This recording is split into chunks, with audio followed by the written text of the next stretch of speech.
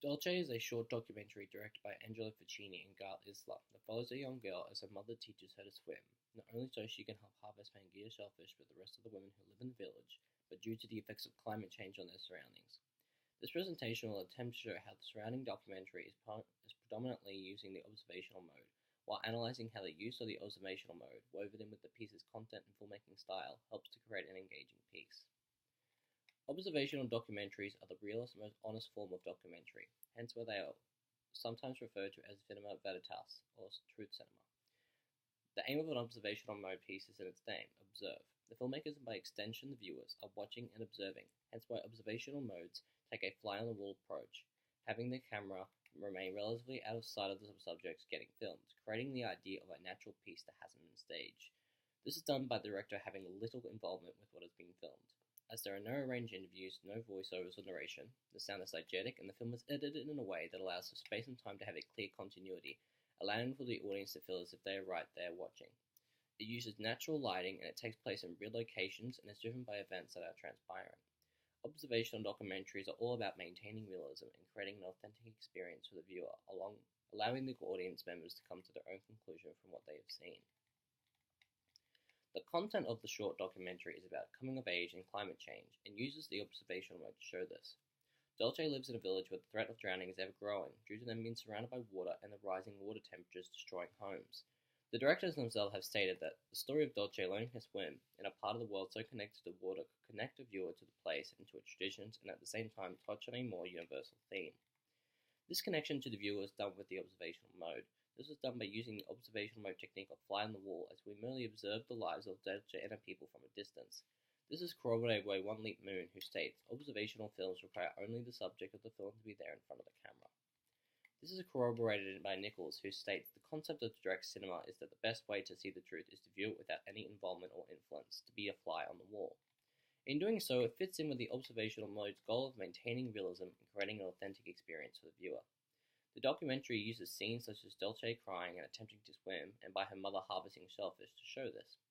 Fitting in with this is the lack of interviews or narration, corroborated by the directors themselves, who stated that we did not want to sit down in front of a camera and do interviews. The film is naturally lit, and the only sounds we hear are from the people and the world that surrounds them, fitting in with the observational mode. Dulce, her mother, and other members of the community we meet are real people, and not actors of any kind, and do not interact with the cameras at all. And Angelo and Giles are not active characters within the short documentary, therefore there is no interaction with them.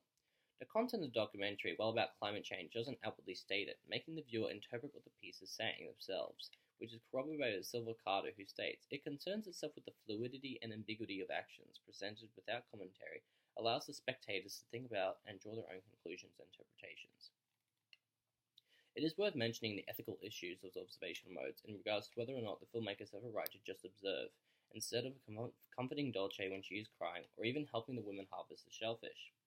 It never happens in the short documentary, but it's interesting to at least point out that as an observational mode are purely observing, if Dulce fell in and began to drown, would the filmmakers jump in to save her immediately, observe for a while, or purely just observe? And this brings up a lot of potential ethics of the observational mode. Regardless, the content of this short documentary shows how it is an observational mode, and the mode allows for a real authentic viewing of these people's lives and struggles through the content.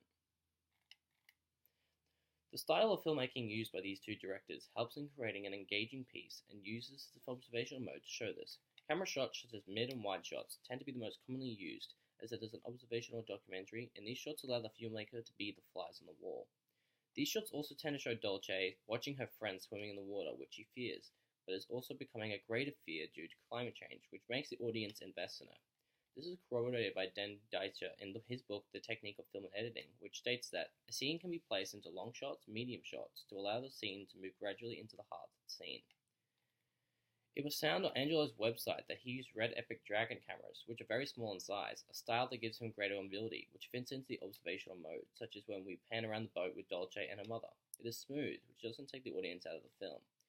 The use of diegetic sounds make the film feel more realistic, as can be seen as we watch Dulce swimming. We hear the thrashing of her body, the water, and her crying, which evokes emotions and shows realism.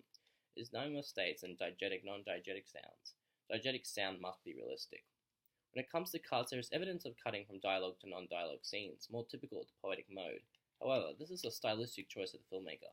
It does not take us out of the observational field of the piece, due to space and time being maintained, as we remain in the same relative location with Dulce and her mother, we don't move far away from them when they have more abrupt cuts. This is further corroborated by Bettina Franklin, who states that when documentaries turn editing using pieces assembled from various places, the techniques of continuity editing facilitate a smooth flow of images. In conclusion, Dulce is an observational documentary, and the modes, content, and style of filmmaking have been clearly shown to be interwoven to create a compelling piece.